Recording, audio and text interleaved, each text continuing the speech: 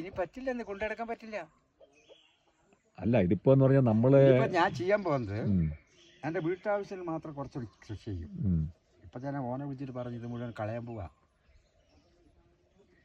ഓനെ വിളിച്ച് പറഞ്ഞതാ ഇത് മുഴുവൻ കളയാൻ പോവാണ്, ഇതിങ്ങനത്തെ വേണ്ട, പിന്നെ വല്ലാത്ത ബുദ്ധിമുട്ടുണ്ട് ഇതിനെക്കൊണ്ട്. അല്ല ഇതിപ്പോ പരമ്പരാഗതമായ പിന്നെ കെട്ടൊക്കെ അല്ലേ ഇതൊക്കെ? അതെ, പറഞ്ഞിട്ട് കാര്യം ഇത് കൊണ്ടുനടക്കാനാവൂല ചേട്ടാ, എനിക്ക് മേയാനാവൂല, ഓപ്പറേഷൻ ചെയ്ത് കിടക്കാം. ഞാൻ എന്ത് പറ്റി?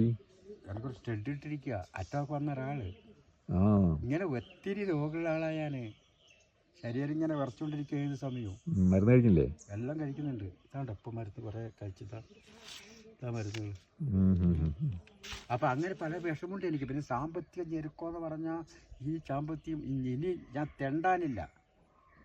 ഗവൺമെന്റ് ഇതിനൊന്നും അതല്ലേ കൊടുക്കില്ലെന്ന് പറഞ്ഞത്. അല്ല ഇവിടെ ഇപ്പൊ മന്ത്രിമാർ വന്നു, അവർ എന്ത് മന്ത്രി, ഏത് മന്ത്രി കാര്യമില്ലാന്ന്. നിങ്ങളെ പോലുള്ള ഇങ്ങോട്ടേക്ക് അല്ലെങ്കിൽ ഒരു നാട്ടുകാരെ സഹായിക്കണം, അല്ലെങ്കിൽ പലതരം സംഘടന ഉണ്ട് അവരെ സഹായിക്കണം, അല്ലെങ്കിൽ ഗവൺമെന്റ് സഹായിക്കണം. ഇതാരും സഹായിച്ചില്ല, നിങ്ങളെങ്ങനെ കൊണ്ടുപോകാന്ന്? അത് ശരിയാണ്. നിങ്ങൾക്ക് എങ്ങനെ കൊണ്ടുപോകാൻ പറ്റൂ? അല്ല അത് മാത്രമല്ല, പരമ്പരാഗതമായ വിത്തുകളൊക്കെ ശേഖരിക്കുന്ന ഒരാളില്ലേ, അത് അവർ കണക്കാക്കിയിട്ട് നിങ്ങൾ അത് കണ്ടറിഞ്ഞിട്ട് റവന്യൂ ഡിപ്പാർട്ട്മെന്റ് അല്ലെങ്കിൽ കൃഷി വകുപ്പ് ഇവരൊക്കെ കണ്ടറിഞ്ഞ് നിങ്ങളെ സഹായിക്കണ്ടേ? എന്തിനായി പറഞ്ഞു ഞാൻ ചൂട്ടെ, ഈ നനഞ്ഞു പോകാതിരിക്കും ഒരു പ്ലാസ്റ്റിക് കവർ പോലും തരില്ല അവര്.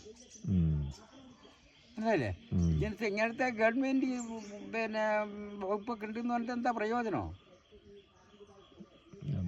അത് വാസ്തവമാണ്. അല്ലെങ്കിൽ നമ്മളൊരു സമൂഹം നോക്കണം, സംഘടനകൾ നോക്കണം, അല്ലെങ്കിൽ ഒരു ഗവൺമെന്റ് ശ്രദ്ധയിൽ വരണം. ഇതാരും ശ്രദ്ധയിൽ വരുന്നില്ല. ഒരു അവാർഡ് കിട്ടിയതുകൊണ്ടൊന്നും കാര്യമില്ല. ഒരേ പട്ടൂർമാൾ കിട്ടിയോണ്ട് കാര്യമില്ല, ഒരു മൊബൈൽ കൊണ്ട് കാര്യമില്ല. നമുക്ക് നടക്കാനുള്ള കാര്യം നടക്കണം.